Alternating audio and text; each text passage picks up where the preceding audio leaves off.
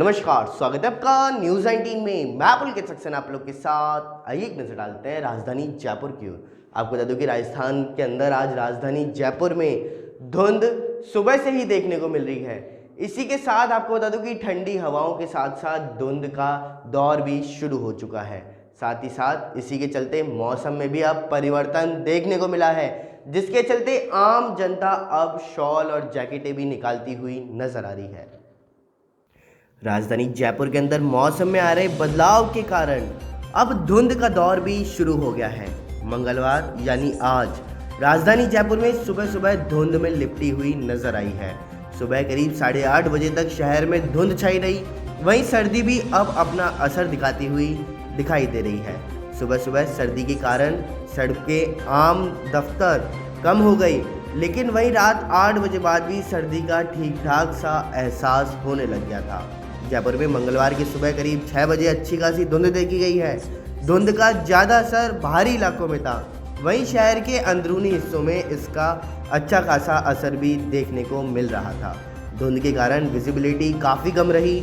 उसके बाद करीब 2 तक धुंध का असर बना रहा है। करीब 8 बजे बाद मौसम साफ हुआ तो धुंध के कारण सर्दी के तेवरों में भी तल्खी रही है। हल्की ठंडी हवाएं सर्दी की दस्तक का एहसास करा रही हैं।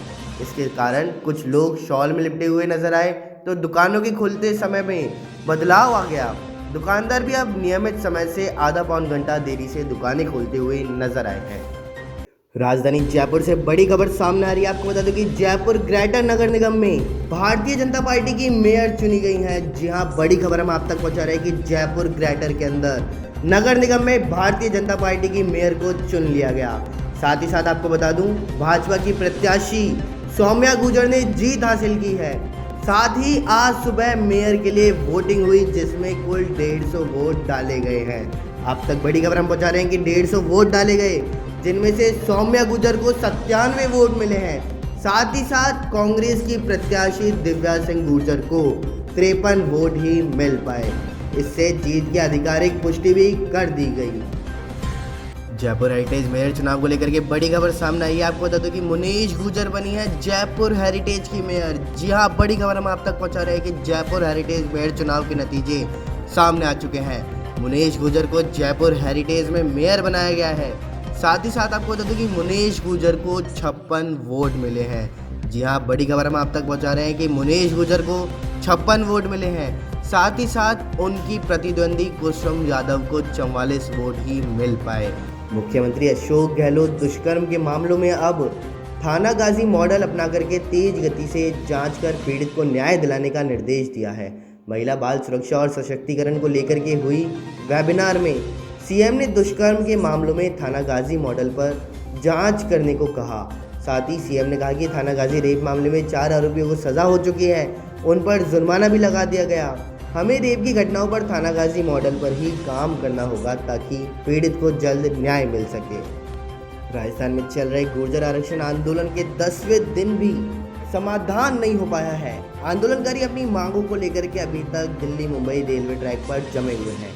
आंदोलन को लेकर एक दिन पहले सोमवार को मंत्री अशोक चांदना के साथ हुई आंदोलनकारियों की बैठक बेनतीजा रही। फिर इस मामले को लेकर आज करौली में गुर्जर समाज के लोग बैठक करेंगे।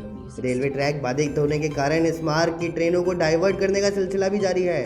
पटरियों पर बैठे आंदोलनकारी अपनी मांगों को लेकर के अड़े हुए हैं। उनका कहना है कि जब तक उनकी सभी मांगें नहीं मान ली जाती, वे रेलवे ट्रैक को नहीं छोड़ेंगे। फिल्म अभिनेत्री कंगना रनौत के भाई अक्षत की शादी हरियाणा की ऋतु सांगवान के साथ दुनिया भर में बेस्ट टूरिस्ट और वेडिंग डेस्टिनेशन के रूप में प्रसिद्ध उदयपुर में होगी। 12 नवंबर को यह नया जोड़ा झीलों की नगरी में वैवाहिक बंधन में बंधेगा। 11 नवंबर को अक्षत की हल्दी की रस्म होगी। साथ ही शाम को संगीत कार्यक्रम का आयोजन भी उदयपुर में ही किया जाएगा। बताया जा रहा है कि कार्यक्रम को सादगीपूर्ण तरीके से पूरा करने की तैयारी की गई। कंगना रनौत सहित परिवार के सदस्य मंगलवार शाम तक उदयपुर पहुंच सकते हैं।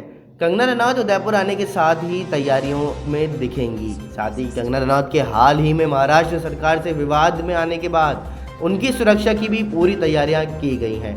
कंगना को पूरी सुरक्षा मिल सकेगी, इसके लिए पुलिस की एक टीम उनके साथ मौजूद रहेगी। पंजाब में चल रहा किसान आंदोलन के कारण ट्रेनों को रद्द करने का सिलसिला राजस्थान के अंदर भी लगातार जारी है। उत्तर पश्चिमी रेलवे ने मंगलवार और बुधवार को चलने वाली त्योहार स्पेशल 4 और ट्रेनों को रद्द कर दिया। वहीं 2 ट्रेनों को आंशिक रद्द किया गया है तो एक मार्ग बदल भी दिया गया। पंजाब में किसानों के और राजस्थान में गुर्जर आरक्षण आंदोलन के कारण ट्रेन सेवाएं गड़बड़ा गई हैं। इसका खामियाजा आम यात्रियों को भी उठाना पड़ रहा है। उत्तर पश्चिम रेलवे के मुख्य जनसंपर्क अधिकारी सुनील बेनीवाल के अनुसार किसान आंदोलन के कारण उत्तर पश्चिमी रेलवे ने 4 ट्रेनों को 10 और 11 नवंबर को रद्द कर दिया। आंदोलन के कारण रेलवे और यात्रियों को बेजा परेशानियों का सामना करना पड़ रहा है।